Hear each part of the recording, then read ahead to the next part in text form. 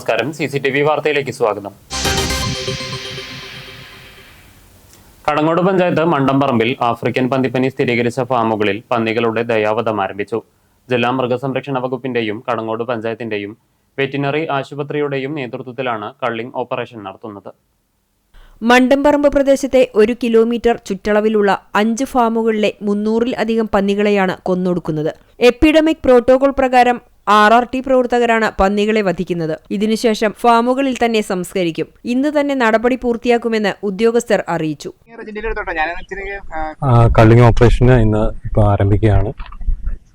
നമ്മുടെ രവിയുടെ ഫാമാണ് നമ്മൾ തുടക്കത്തിൽ. ഇവിടെ നിന്നാണ് നമുക്ക് രോഗം സ്ഥിരീകരിച്ചത്. ഈ 1 കിലോമീറ്റർ റേഡിയസിൽ നമുക്കൊരു 4 ഫാമുകളും ഉണ്ട്.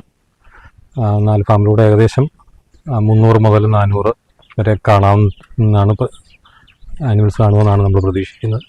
അത് ഈ ഒരു ദിവസം കൊണ്ട് തന്നെ നമ്മൾ മൊത്തം ആനിമൽസിനെയും കള്ള് ചെയ്ത് മറവ് ചെയ്ത് അത് സാനിറ്റേഷൻ ചെയ്തിട്ടാണ്.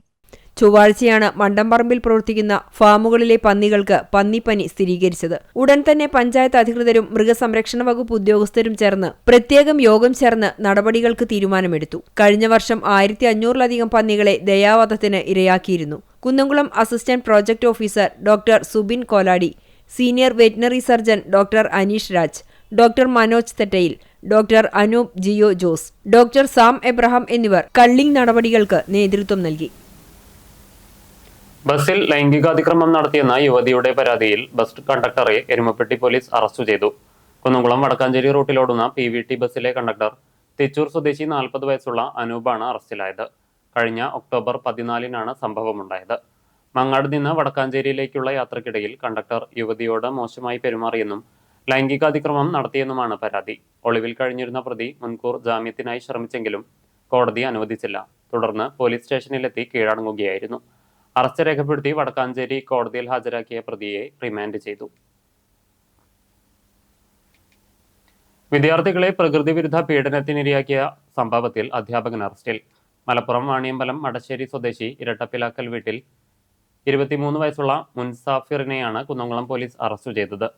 അറബിക് അധ്യാപകനും ആൺകുട്ടികൾ താമസിക്കുന്ന ഹോസ്റ്റലിന്റെ ചുമതലയുമുള്ള പ്രതി 7ഓളം ആൺകുട്ടികളെയാണ് അതിക്രൂരമായ പ്രകൃതി വിരുദ്ധ പീഡനത്തിനിരയാക്കിയത്.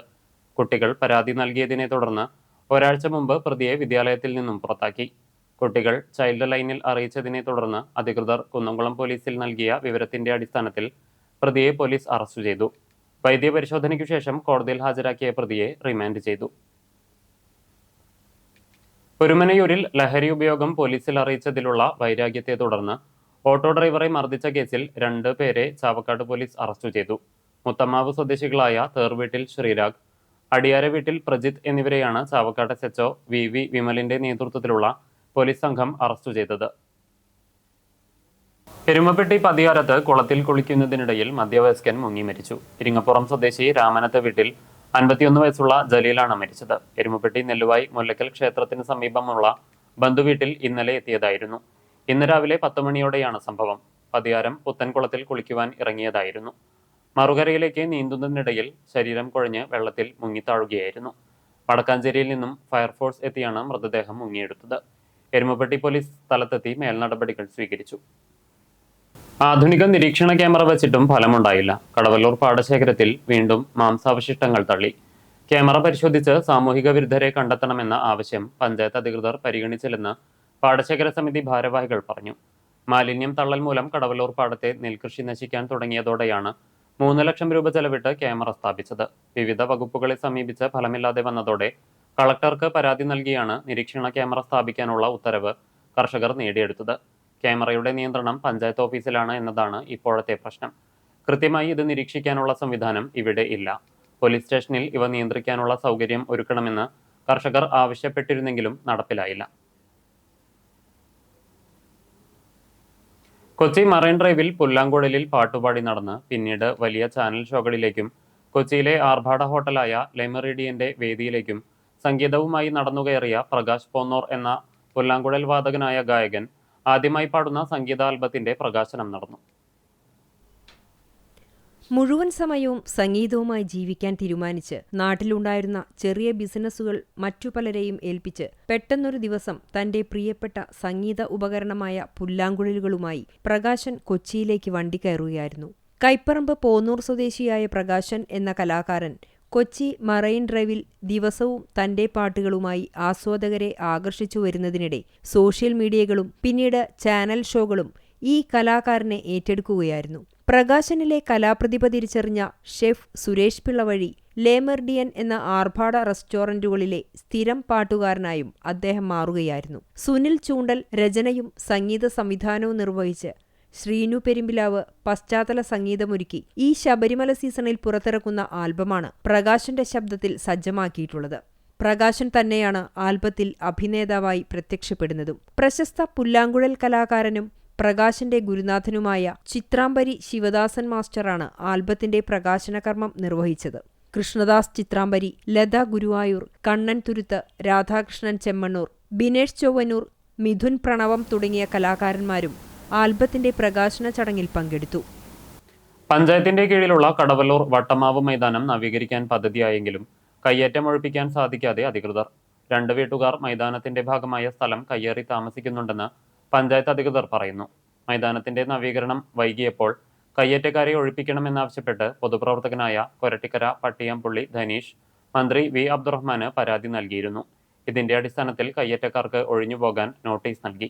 എന്നാൽ ആഴ്ചകൾ പിന്നിട്ടിട്ടും ഇവർ ഒഴിഞ്ഞുപോയിട്ടില്ല. പൊതുസ്ഥലത്ത് താമസിക്കുന്നവർക്ക് മറ്റു സ്ഥലങ്ങളിൽ വസ്തുവും വീടുമുണ്ടെന്നാണ് പറയുന്നത്. എന്നാൽ വർഷങ്ങളായി താമസിക്കുന്ന ഈ സ്ഥലം തങ്ങൾക്ക് പതിച്ചു നൽകണമെന്നാണ് ഇവരുടെ അവകാശവാദം. ചാവക്കാട് പുന്ന സബ്സ്റ്റേഷന് സമീപം KSEB ട്രാൻസ്ഫോമറിൽ നിന്ന് ഷോക്കേറ്റ് 2 മയിലുകൾ ചത്തു. ഇന്ന് രാവിലെയാണ് സംഭവം. ട്രാൻസ്ഫോമറിലേക്ക് പറന്ന മയിൽ ഉടൻ തന്നെ ഷോക്കേറ്റ് കമ്പിയിൽ തൂങ്ങിക്കിടക്കുകയായിരുന്നു. ഒരെണ്ണം താഴെ വീഴുകയും ചെയ്തു. ഉടൻ തന്നെ KSEBയെ വിവരം അറിയിച്ച് വൈദ്യുതി ഓഫ് ചെയ്തു. ജീവനുണ്ടായിരുന്ന മയിലുകളെ രക്ഷിക്കുവാനുള്ള ശ്രമം നാട്ടുകാർ നടത്തിയെങ്കിലും വിഫലമായി. തുടർന്ന് KSEB ജീവനക്കാർ, സിവിൽ ഡിഫൻസ് അംഗം പ്രബീഷ് ഗുരുവായൂർ എന്നിവർ സ്ഥലത്തെത്തി മയിലിനെ താഴെ ഇറക്കി ഫോറസ്റ്റ് അധികൃതർക്ക് കൈമാറി. വോട്ട് ചെയ്ത് വിജയിപ്പിച്ച വാർഡിലെ വോട്ടർമാർക്ക് നന്ദി സൂചകമായി പച്ചക്കറി തൈകൾ നൽകി നിയുക്ത മെമ്പർ CV ധനേഷ്. ഒരുമനിയൂർ ഗ്രാമപഞ്ചായത്ത് 6ാം വാർഡ് മെമ്പറാണ് ധനേഷ്. നിയുക്ത block member KJ Chacko, UDF ward നേതാക്കളായ ശ്യാം സുന്ദർ, ജോബി ആളൂർ, അശ്വിൻ ചാക്കോ, വിൽസൺ എന്നിവർ നേതൃത്വം നൽകി.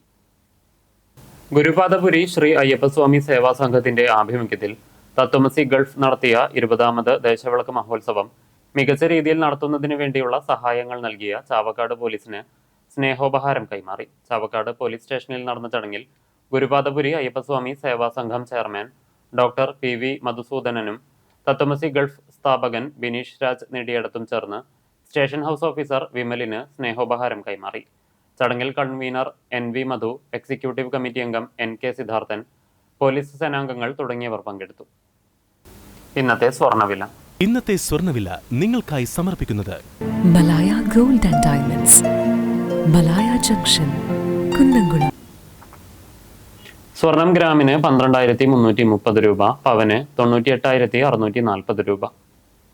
ഇന്നത്തെ സ്വർണ്ണവില നിങ്ങൾക്കായി സമർപ്പിച്ചത് Malaya gold and diamonds, Malaya junction, Kunnamkulam. വെള്ളി ഗ്രാമിന് 200 രൂപ.